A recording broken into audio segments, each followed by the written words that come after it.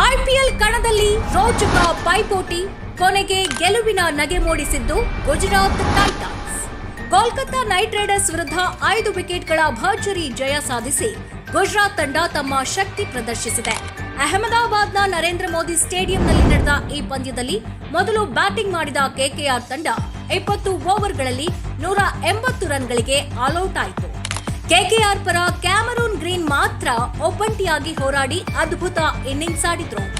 55 ಎಸೆತಗಳಲ್ಲಿ 79 run, 7 boundary, 4 sixer ಗಳಿಸಿ ತಂಡಕ್ಕೆ ಆಧಾರವಾದರು.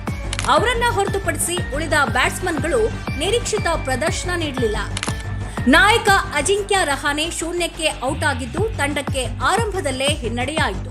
Team Seifert 19 ರನ್ಗೆ ಪೆವಿಲಿಯನ್ ಸೇರ್ಕೊಂಡ್ರೆ ರೋಮನ್ ಪವೆಲ್ 27 ರನ್ಗೆ ಸುಸ್ತಾದ್ರು. ರಘುವಂಶಿ 8, ಅನುಕೂಲ್ ರಾಯ್ 9 ರನ್ಗಳಿಗೆ ಪೆವಿಲಿಯನ್ ಪರೇಡ್ ನಡೆಸಿದರು.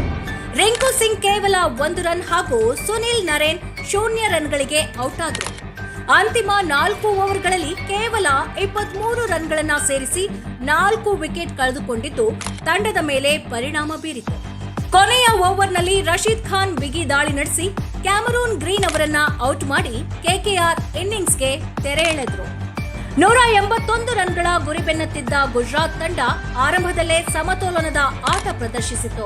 ಗುಜರಾತ್ ಟೈಟಾನ್ಸ್ ತಂಡ 19.4 ಓವರ್ಗಳಲ್ಲಿ 5 ವಿಕೆಟ್ಗಳನ್ನು ಕಳೆದುಕೊಂಡು 180 ರನ್ಗಳನ್ನು ಸುಲಭವಾಗಿ ಗಳಿಸಿ ಜಯ ಸಾಧಿಸಿತು.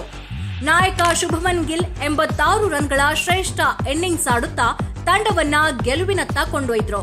ಸಾಯಿ ಸುದರ್ಶನ್ 22 ರನ್ ಗಳಿಸಿದ್ರೆ ಜಾಸ್ ಬಟ್ಲರ್ 25 ರನ್ಗಳಿಂದ ತಂಡಕ್ಕೆ ಸಹಕಾರ ನೀಡಿದರು. ಕೊನೆಯಲ್ಲಿ ರಾಹುಲ್ ತೆವಾಟಿಯಾ ಹಾಗೂ ಶಾರುಖ್ ಖಾನ್ ಗೆಲುವಿನ ಔಪಚಾರಿಕತೆಯನ್ನ ಪೂರ್ಣಗೊಳಿಸಿದ್ರು.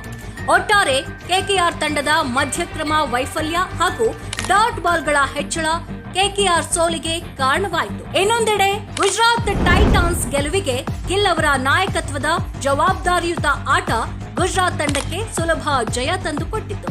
ಮತ್ತಷ್ಟು ಕ್ರಿಕೆಟ್ ಅಪ್ಡೇಟ್ಸ್ಗಳಿಗಾಗಿ ನಮ್ಮ ಪೇಜ್ ಫಾಲೋ ಮಾಡಿ, ನಮ್ಮನ್ನ ಸಪೋರ್ಟ್ ಮಾಡಿ.